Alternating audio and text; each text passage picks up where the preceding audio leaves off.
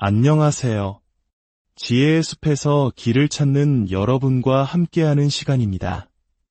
오늘 이 이야기가 여러분의 마음에 작은 파동을 일으킨다면 지혜를 나누는 마음으로 구독과 좋아요를 눌러주세요. 여러분의 작은 행동이 더 많은 분들에게 성장의 영감을 전하는 빛이 될 것입니다. 혹시 인생이 뜻대로 풀리지 않을 때 세상을 탓하는 게 얼마나 쉬운지 느껴보신 적 있으신가요? 우리는 주변 환경을, 다른 사람들을, 심지어는 타이밍이 맞지 않았다는 사실을 탓하며 손가락질합니다. 하지만 결코 우리 자신을 향하지는 않죠. 여기 조금은 불편한 진실이 있습니다. 당신이 변하지 않는 한 아무것도 변하지 않는다는 것입니다. 고대 로마의 스토아 철학자들은 진정한 자유는 외부 세계를 통제하는 것에서 오는 것이 아니라 내면의 세계를 완벽하게 다스리는 것에서 온다고 믿었습니다. 인생이 스스로 나아지기만을 막연히 기다리는 대신 오늘 바로 이 순간부터 당신의 모든 선택, 모든 행동에 대해 온전한 책임을 지기로 결심한다면 어떨까요? 당신에게 주어진 힘을 더 이상 남의 탓으로 돌리며 흩어버리지 않는다면 1년 뒤 당신의 삶은 얼마나 달라져 있을까요? 만약 당신이 더 이상 인생이라는 망망대해를 표류하듯 살고 싶지 않다면 이제는 직접 운전대를 잡아야 할 시간입니다. 당신의 수양, 당신의 명료함, 그리고 당신의 성장을 스스로 책임지겠다고 다짐하십시오. 진정한 나를 찾아가는 그 위대한 여정은 바로 지금, 이 순간 시작됩니다. 사람들은 흔히 성공이 타고난 재능을 가진 소수의 전유물이라고 믿고 싶어 합니다. 나는 저 사람처럼 재능이 없으니까라고 생각하면 마음이 편해지기 때문이죠. 마치 어떤 사람들의 인생은 밤하늘의 별처럼 찬란하게 빛나도록 정해져 있고 우리의 인생은 그저 먼지 속을 헤매도록 남겨진 것처럼 말입니다. 하지만 조금만 자세히 들여다보면 그 믿음은 위험한 환상에 불과하다는 것을 알게 됩니다. 그것은 우리 자신의 노력이 부족했다는 사실을 외면하기 위해 스스로에게 들려주는 변명일 뿐입니다. 스토아 철학자들은 우리에게 상기시켜줍니다. 재능은 수양과 절제보다 결코 강력할 수 없으며 수양과 절제는 누구에게나 열려있는 길이라고 말입니다. 아무리 희귀하고 값비싼 씨앗이라도 땅에 심고 물을 주지 않으면 결코 싹을 틔울 수 없습니다. 우리 자신도 마찬가지입니다. 당신이 다른 사람에게서 발견하고 부러워하는 그 잠재력은 마법이 아닙니다. 그것은 아무도 보지 않는 고독한 시간 속에서 하루하루 묵묵히 쌓아올린 노력의 결정체입니다. 이 재능이라는 환상이 진정으로 위험한 이유는 그것이 우리를 스스로 가두는 감옥이 되기 때문입니다. 재능이 곧 운명이라고 스스로를 설득하는 순간 우리는 싸움이 시작되기도 전에 조용히 백기를 들고 항복해버리는 셈입니다. 누군가의 성공을 보며 저 사람은 그냥 운이 좋았을 뿐이야. 원래부터 재능을 타고났어라고 얼마나 자주 말해왔는지 생각해 보십시오. 그 생각은 우리에게 안정감을 줍니다. 만약 성공이 오직 타고난 능력에 관한 것이라면 우리가 하지 않은 노력에 대해 스스로 책임을 물을 필요가 없기 때문입니다. 왜 그토록 수양의 불편함을 피해왔는지 스스로에게 고통스럽게 질문하지 않아도 됩니다. 하지만 당신이 그 변명을 선택할 때마다 당신은 성장의 가능성을 포기하고 안락한 항복과 맞바꾸는 것입니다. 진실은 이렇습니다. 편안함은 단 한 번도 위대함을 만들어낸 적이 없습니다. 로마의 철학자 세네카는 이렇게 말했습니다. 행운이란 준비가 기회를 만났을 때 일어나는 것이다. 그의 말은 다른 사람 눈에는 그저 운이 좋아 보이는 이들이 사실은 세상이 외면하는 동안 수년간 묵묵히 준비해온 사람들이라는 뜻입니다. 심리학자 칼 융은 우리 각자가 스스로 허용하는 것보다 훨씬 더 많은 것을 내면에 지니고 있다고 믿었습니다. 그는 자신의 마음을 들여다볼 수 있을 때에만 당신의 비전은 비로소 명확해진다고 썼습니다. 만약 당신이 행동하기 전에 당신이 능력이 있다는 증거를 기다리고 있다면 당신은 영원히 기다리게 될 것입니다. 명확함이 먼저 오는 것이 아닙니다. 행동이 먼저입니다. 일단 시작하고 고된 노력과 수양을 마주하고 나면 당신의 비전은 더욱 날카로워집니다. 재능이라는 환상은 서서히 사라지고 당신이 닿을 수 없다고 생각했던 것이 사실은 당신 안에서 단지 방치되어 있었을 뿐이라는 것을 이제 가꾸기만 하면 된다는 것을 깨닫게 될 것입니다. 당신이 존경하는 모든 사람들은 불확실하고 결함이 있으며 평범한 상태에서 시작했습니다. 차이점은 그들이 멈추기를 거부했다는 것뿐입니다. 수세대에 걸쳐 완성된 거대한 대성당을 지은 장인들을 생각해 보십시오. 그들 대부분은 최종적인 걸작을 보지 못했습니다. 그들은 그저 돌 하나하나를 쌓아 올리며 짓는 행위 자체가 인정받는 것보다 더 가치 있다고 믿었습니다. 이것이 바로 수양의 실제 모습입니다. 당신은 첫날에 당신이 얼마나 재능이 있는가로 당신의 가치를 측정하지 않습니다. 당신은 얼마나 여러 번 그 일로 되돌아왔는가로 가치를 측정합니다. 아무도 박수 쳐주지 않을 때에도, 결과가 더디게 나타날 때에도 말입니다. 철학자 에픽테토스는 스스로를 다스리지 못하는 자는 결코 자유로울 수 없다고 가르쳤습니다. 진정한 자유는 당신이 결코 보지 못할지도 모를 재능을 기다리는 데 있지 않습니다. 그것은 매일 당신이 내리는 선택, 특히 가장 작은 선택들을 완벽하게 다스리는 데 있습니다. 그러니 스스로에게 물어보십시오. 당신에게 정말로 재능이 부족한 것일까요? 아니면 당신에게 주어진 것을 키우기를 거부해온 것은 아닐까요? 당신이 타고난 재능이 없다는 생각으로 스스로를 무시할 때마다 당신은 잠재력의 씨앗은 굶기면서 의심의 잡초에만 물을 주고 있는 것입니다.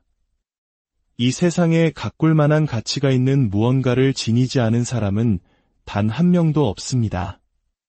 차이점은 누가 그것을 행동으로 키우기로 선택하느냐에 있습니다. 당신의 기술을 연마하기 위해 일찍 일어나고 지루함과 실패 속에서도 끈기 있게 버티고 결과가 보이지 않을 때 포기하기를 거부한다면 재능처럼 보이는 것이 자라날 것입니다. 다른 사람들은 그것을 타고난 것이라 부를지 모르지만 당신은 진실을 알게 될 것입니다.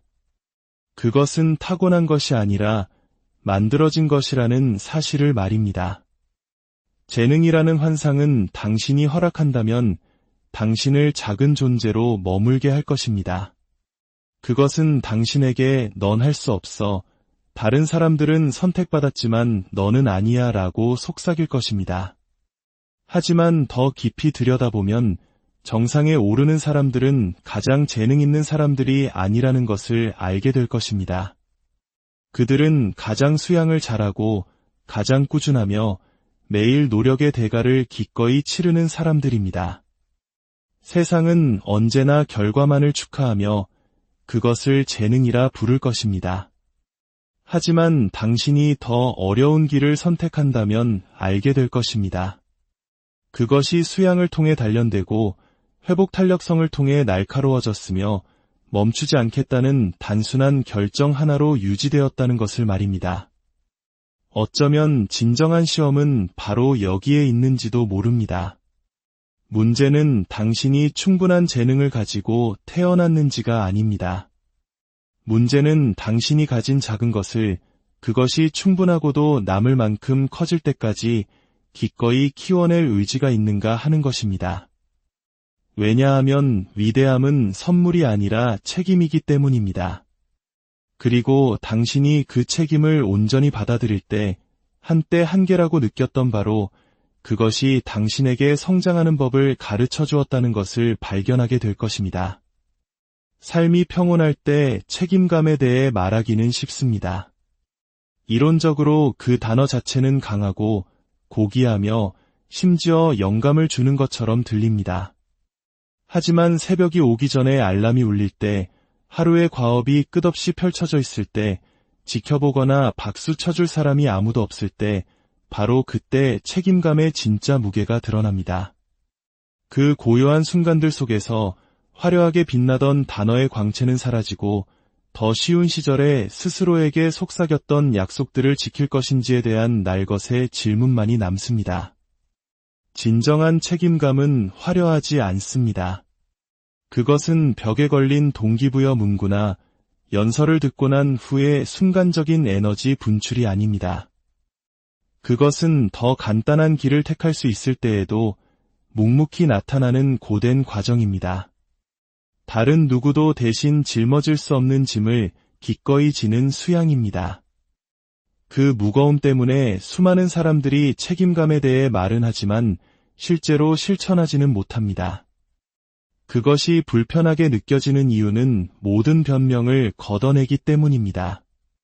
거울이 당신에게 당신이 하겠다고 말한 것을 했는가? 라고 명백하게 물을 때 당신은 더 이상 시간이 없었어 또는 기회가 주어지지 않았어 라고 말할 수 없습니다. 로마의 황제이자 철학자였던 마르쿠스 아우렐리우스는 날카로운 단순함으로 이를 포착했습니다. 훌륭한 사람이 어떠해야 하는지에 대해 더 이상 시간을 낭비하지 마라. 그냥 그런 사람이 되어라. 마찬가지로 책임감이 어떤 모습이어야 하는지에 대해 더 이상 논쟁하며 시간을 낭비하지 마십시오. 당신은 행동하거나 행동하지 않거나 둘 중 하나입니다. 당신의 말을 지키거나 배신하거나 둘 중 하나입니다. 중간지대는 없습니다. 하지만 이 무게는 당신을 짓누르기 위한 것이 아닙니다. 당신을 더 강하게 만들기 위한 것입니다. 무거운 돌을 들어 올리는 것을 생각해 보십시오.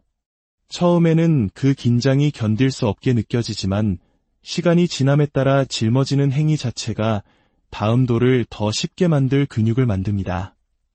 책임감도 같은 방식으로 작동합니다. 시작하고 싶지 않았던 운동을 끝마치거나 약속했던 보고서를 보내는 것과 같은 모든 작은 완수의 행위는 당신 자신에 대한 더 깊은 신뢰를 쌓습니다. 당신은 당신의 말에 무게가 있다는 것을 깨닫기 시작하고 그 깨달음은 조용히 삶을 변화시킵니다. 일단 당신이 자신을 의지할 수 있다는 것을 알게 되면 당신은 다른 사람들의 허락을 기다리는 것을 멈춥니다. 그럼에도 불구하고 그것이 그토록 무겁게 느껴지는 데에는 이유가 있습니다. 그것은 행동 이상의 것을 요구합니다. 그것은 정직함을 요구합니다. 책임진다는 것은 외양 뒤에 숨을 수 없다는 것을 의미합니다. 그것은 당신이 부족했던 부분을 위장 없이 인정하고 다시 시도하기로 선택하는 것을 의미합니다. 세네카는 대부분의 사람들이 다른 사람의 의견을 위해 살기 때문에 진정으로 자유롭지 못하다고 경고했습니다. 책임감은 당신을 그 덫에서 해방시킵니다. 그것은 당신이 박수갈채에 덜 신경 쓰고 진실성에 더 신경 쓰도록 만듭니다. 당신은 그것이 옳기 때문에 행동합니까? 아니면 단지 누군가 지켜보고 있기 때문에 행동합니까? 그 질문은 당신의 동기를 검토하도록 강요하기 때문에 깊이 파고듭니다. 그리고 바로 그 검토 속에서 진정한 성장이 시작됩니다. 칼 융은 이렇게 썼습니다. 밖을 보는 자는 꿈을 꾸고 안을 보는 자는 깨어난다. 책임감은 흔들림 없는 눈으로 안을 들여다보는 행위입니다. 그것은 당신의 행동, 선택, 시간에 대해 당신이 책임이 있다는 사실에 대한 매일의 깨어남입니다. 이 깨어남은 당신의 정체가 환경이나 다른 사람들 때문이라는 위안을 주는 환상을 제거하기 때문에 고통스러울 수 있습니다. 하지만 동시에 그것은 당신에게 당신의 힘을 되돌려줍니다. 당신에게 책임이 있다면 당신은 또한 변화시킬 힘도 가지고 있는 것입니다. 책임감의 무거움은 또한 그것의 고독함과도 연결되어 있습니다. 당신이 책임감 있게 설 때 당신은 종종 홀로 섭니다. 다른 사람들은 아무도 요구하지 않을 때 당신이 스스로를 몰아붙이는지 이해하지 못할 수도 있습니다. 그들은 불필요해 보일 때 유지되는 조용한 희생, 연습에 쏟는 시간, 수양의 의미를 보지 못할 수도 있습니다. 하지만 그 고독은 약점이 아닙니다. 그것은 인격이 형성되는 땅입니다. 소크라테스는 성찰하지 않는 삶은 살 가치가 없다고 말했습니다. 책임감은 행동하는 성찰입니다. 그것은 당신의 선택이 당신이 원한다고 주장하는 삶과 일치하는지를 끊임없이 시험하는 과정입니다. 그리고 그 과정은 외롭지만 흔들리지 않는 기반을 만듭니다. 시간이 지남에 따라 책임감은 무게에서 자유로 변모합니다. 처음에는 다른 아무도 보지 않는 약속에 당신을 묶는 쇠사슬처럼 느껴집니다. 하지만 천천히 당신은 그 쇠사슬이 당신 자신의 수양으로 만들어졌으며 그것들이 당신 삶의 구조를 함께 지탱하고 있다는 것을 깨닫습니다. 그것들이 없으면 모든 것이 무너집니다. 그것들이 있으면 폭풍이 아무리 강해도 당신은 굳건히 설 수 있습니다. 그러니 책임감이 무겁게 느껴질 때 그 무거움이 바로 핵심이라는 것을 스스로에게 상기시키십시오. 저항 없이는 강해질 수 없습니다. 시험받지 않고는 자신에 대한 신뢰를 쌓을 수 없습니다.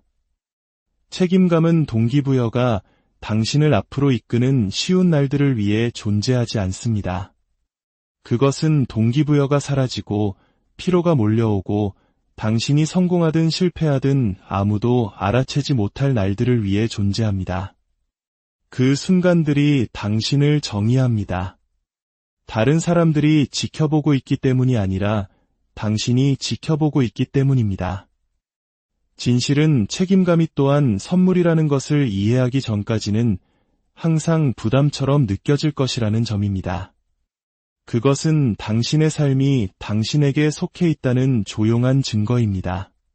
그리고 때때로 그것이 무겁게 짓누르더라도 바로 그 무게가 당신을 부서지지 않는 사람으로 빚어내는 것입니다. 남는 질문은 단순하지만 날카롭습니다. 아무도 지켜보지 않을 때, 박수갈채가 사라졌을 때, 오직 당신과 당신 앞에 선택만이 있을 때, 당신은 여전히 행동할 것입니까? 당신이 깊이 존경하는 사람, 당신이 존중하는 삶을 살기 때문에 그 의견에 무게가 실리는 멘토나 스승과 마주 앉아 있다고 상상해 보십시오. 이제 그들 앞에서 당신의 지난 한 주 전체를 시간 단위로, 선택 단위로 펼쳐놓는다고 상상해 보십시오. 필터도, 변명도, 설명도 없이 당신이 시간을 어떻게 보냈는지에 대한 날것의 진실만을 말입니다. 당신의 행동이 당신의 포부와 일치한다고 확신하며 고개를 들 수 있겠습니까? 아니면 당신 삶의 얼마나 많은 부분이 주의 산만함, 미루는 습관, 그리고 진정으로 중요하지 않은 것들에 허비되었는지 조용히 깨닫게 되면서 부끄러움의 따가움을 느끼며 움츠러들겠습니까?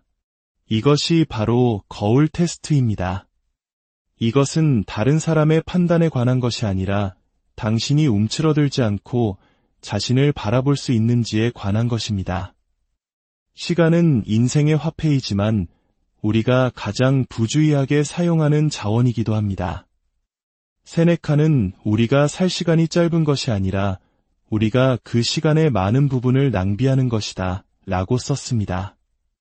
거울 테스트는 당신이 그 자원의 충실한 관리자였는지 아니면 부주의한 낭비자였는지를 묻도록 강요합니다. 당신이 낭비하는 모든 시간은 단지 잃어버린 시간이 아닙니다. 그것은 잃어버린 삶입니다. 그리고 일단 그것이 빠져나가면 결코 돌아오지 않습니다. 거울 테스트의 불안한 부분은 그것이 당신이 당신의 말 뒤에 숨는 것을 허용하지 않는다는 점입니다.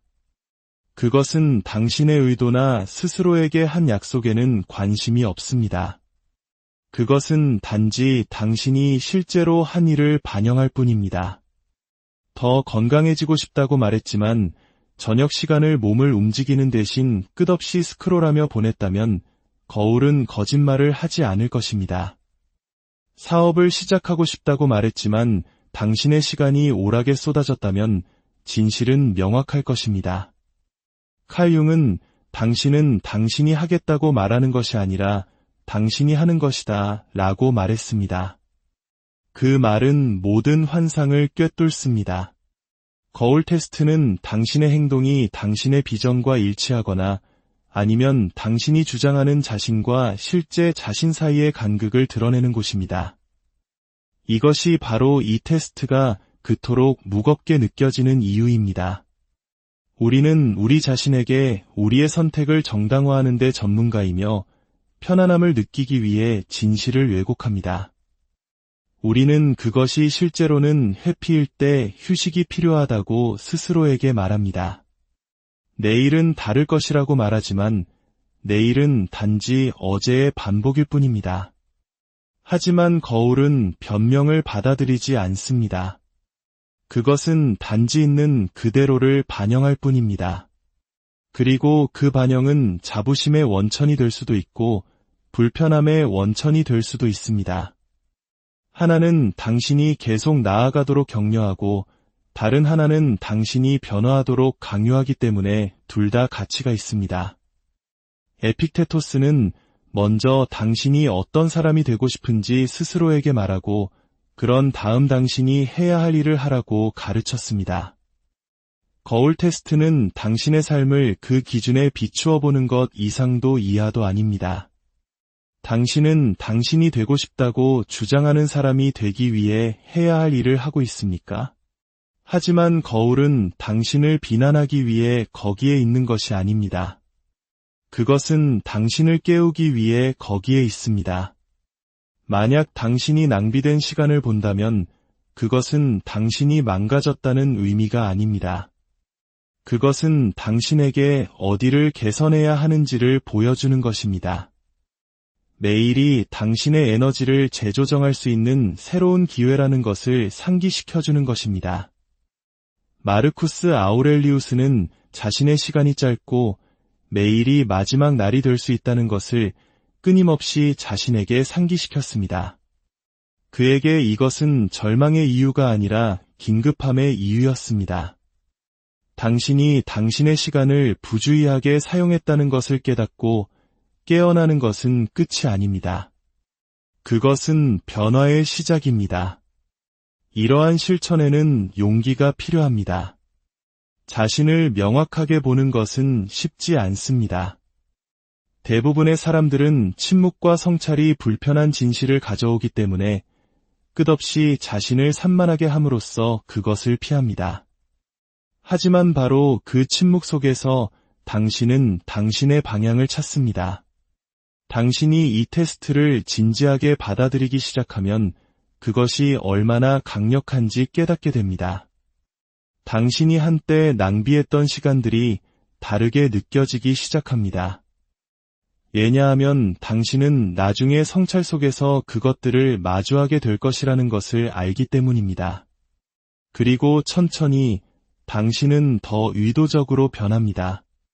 당신은 만약 내가 이 순간을 정당화해야 한다면 자랑스러울까 아니면 부끄러울까?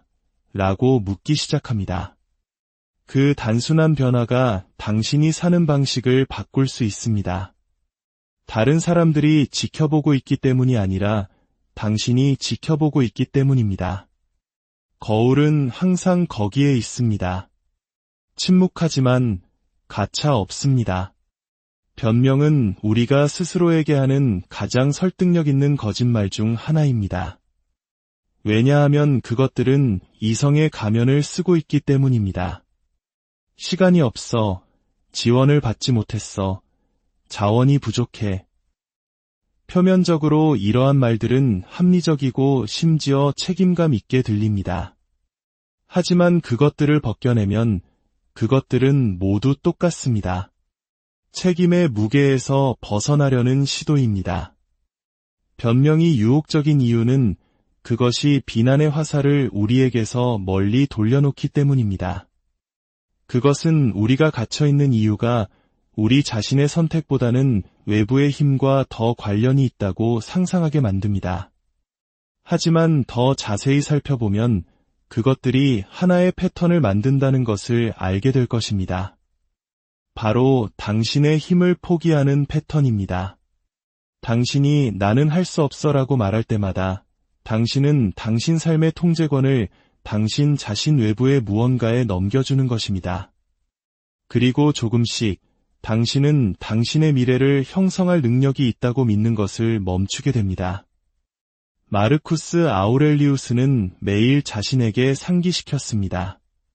당신은 외부 사건이 아니라 당신의 마음에 대해 힘을 가지고 있다. 이것을 깨달으면 힘을 찾을 것이다. 변명은 그 진실을 부정합니다. 그것들은 진짜 해결책이 항상 내부에 있었음에도 불구하고 문제가 항상 외부에 있다고 당신을 설득합니다. 변명이 그토록 위험한 이유는 단지 행동을 지연시키기 때문만이 아닙니다. 그것은 당신 정체성의 일부가 되기 때문입니다. 당신이 그것들을 더 많이 반복할수록 당신은 그것들을 더 믿기 시작합니다. 당신은 스스로가 너무 바쁘고 너무 지원받지 못하며 너무 준비가 덜 되었다고 확신하게 됩니다. 그리고 결국 당신은 그러한 것들이 사실인지조차 의심하는 것을 멈춥니다. 당신은 단순히 그것들이 당신의 삶에 새겨진 법칙인 것처럼 그것들에 따라 살아갑니다. 이것이 바로 변명이라는 교묘한 감옥입니다. 당신이 창살을 만들고 문을 잠그고 그런 다음 갇혀 있다고 불평하는 것입니다. 진실은 모든 사람이 행동하지 않을 이유를 가지고 있다는 것입니다. 모든 사람에게는 장애물, 책임, 그리고 약점의 순간이 있습니다. 성장하는 사람들과 정체된 사람들을 구분하는 것은 장애물의 부재가 아니라 변명이 그들을 정의하도록 내버려 두기를 거부하는 것입니다. 완벽한 타이밍이라는 환상 속에서 변명은 자라납니다. 하지만 완벽한 순간은 없습니다.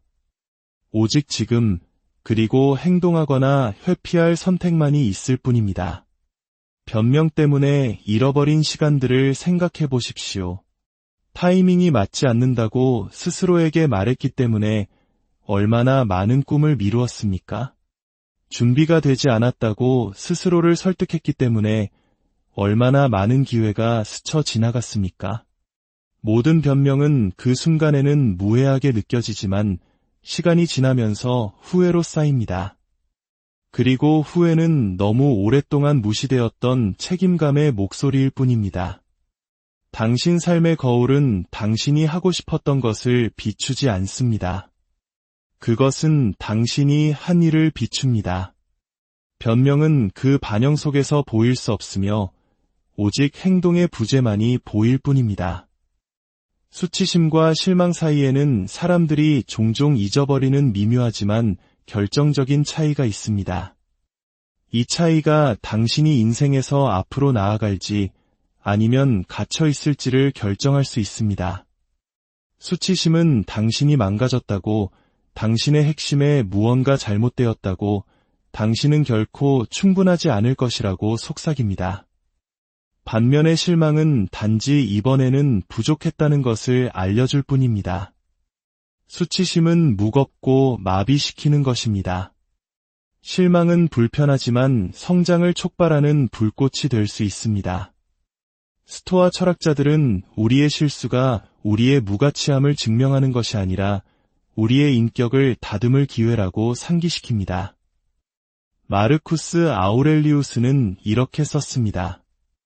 만약 당신이 어떤 외부적인 것에 의해 고통받는다면 그 고통은 그 자체 때문이 아니라 그것에 대한 당신의 평가 때문이며 이것은 당신이 언제든지 철회할 힘을 가지고 있다.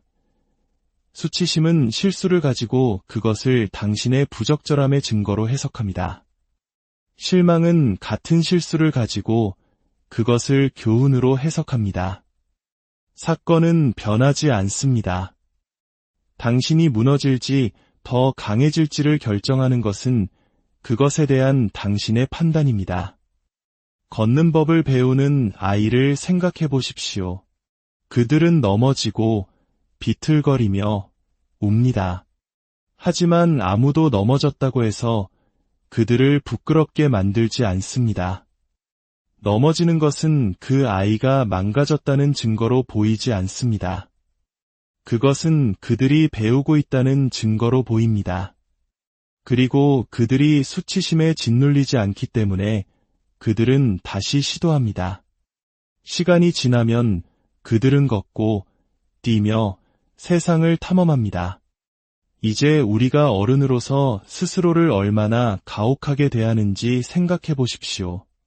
한 번의 실패, 한 번의 놓친 기회, 한 번의 거절에 우리는 수치심에 빠져 그 넘어짐이 우리가 가치 없다는 것을 의미한다고 스스로를 설득합니다. 하지만 만약 우리가 아이에게 주는 것과 같은 인내심으로 자신을 바라본다면 어떨까요? 수치심이 우리를 땅에 묶어두게 하는 대신 실망이 우리를 앞으로 나아가게 하는 안내자가 되도록 허용한다면 어떨까요? 칼 융은 나는 나에게 일어난 일이 아니다. 나는 내가 되기로 선택한 것이다 라고 썼습니다. 수치심은 당신을 일어난 일에 갇히게 합니다. 실망은 아직 될 수 있는 것에 문을 엽니다. 스토아적인 방식은 자기 비난이 아니라 자기 성찰입니다. 당신은 당신의 실수를 부정하지 않지만 그것들을 실제보다 더 크게 만들지도 않습니다. 당신은 그것들을 명확하게 보고 그것들이 무엇을 드러내는지 묻고 그런 다음에 무엇을 다르게 할지 결정합니다. 이런 식으로 실망은 희망의 한 형태입니다. 실망한다는 것은 당신이 여전히 신경 쓴다는 것, 더 나은 무언가에 대한 비전을 여전히 가지고 있다는 것을 의미합니다. 그러나 수치심은 당신에게서 그 비전을 빼앗아 갑니다. 그것은 당신이 무엇을 하든 결과는 같을 것이라고 설득하고 그래서 당신은 시도하는 것을 멈춥니다. 에픽테토스는 당신에게 일어나는 일이 아니라 그것에 어떻게 반응하느냐가 중요하다고 말했습니다. 수치심은 당신의 반응을 절망에 가두어 버립니다. 실망은 용기와 함께 만난다면 당신의 반응을 날카롭게 하고 더 현명하게 행동할 준비를 시킵니다. 실망은 회복 탄력성을 위한 도구가 됩니다. 세네카는 보석은 마찰 없이는 닦을 수 없고 사람은 시련 없이는 완성될 수 없다고 조언했습니다. 그 마찰이 바로 실망입니다. 그것은 당신이 현재 있는 곳과 있고 싶은 곳 사이의 간극에 직면할 때 느끼는 저항입니다. 수치심은 그 간극을 건널 수 없다고 말합니다. 실망은 그 간극이 존재하는 이유가 있다고 당신이 그것을 메우는 법을 배울 수 있도록 존재한다고 말합니다. 마찰 없이는, 부족함 없이는, 불만족의 아픔 없이는 정죄는 없습니다. 오직 정체만이 있을 뿐입니다. 그러니 다음에 당신이 비틀거릴 때 잠시 멈추고 스스로에게 물어보십시오. 나는 수치심에 잠겨 있는가? 아니면 실망과 함께 앉아 있는가? 만약 당신이 망가지고 가치 없고 무능하다는 이야기를 하고 있다면 그것은 수치심이며 당신을 갇히게 할 것입니다. 하지만 당신이 그것을 중심으로 정체성을 만들지 않고 그 따가움을 느낄 수 있다면 당신은 스스로에게 앞으로 나아갈 허락을 주는 것입니다. 실망은 이렇게 말합니다. 이것은 끝이 아니다. 이것은 피드백이다. 조정하고 다시 시도하라. 그 차이가 모든 것입니다. 수치심은 당신을 짓누르는 무게입니다. 실망은 당신이 그것을 짊어질 때 당신을 강하게 만드는 무게입니다. 그리고 그 둘 사이의 선택은 사건 자체에 있는 것이 아니라 당신이 그것을 어떻게 보기로 결정하느냐에 있습니다.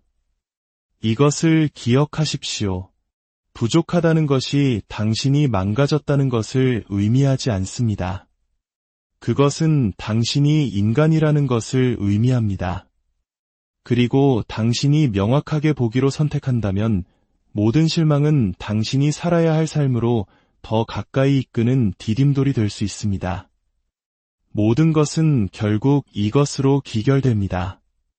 당신의 삶은 당신에게 일어나는 일에 의해 형성되는 것이 아니라 당신이 취하기로 선택한 책임감에 의해 형성됩니다. 당신이 변명을 멈추고 자신의 짐을 지기 시작하는 순간 당신은 당신의 힘을 되찾습니다. 그 선택은 쉽지 않지만 자유, 명료함, 그리고 힘으로 가는 유일한 길입니다. 그러니 오늘을 당신 자신의 기준에 부응하는 날로 삼으십시오. 오늘 우리의 이야기가 당신의 여정의 작은 등불이 되었기를 바랍니다. 당신의 내면에서 시작되는 위대한 변화를 응원하며 다음 시간에 더 깊은 지혜와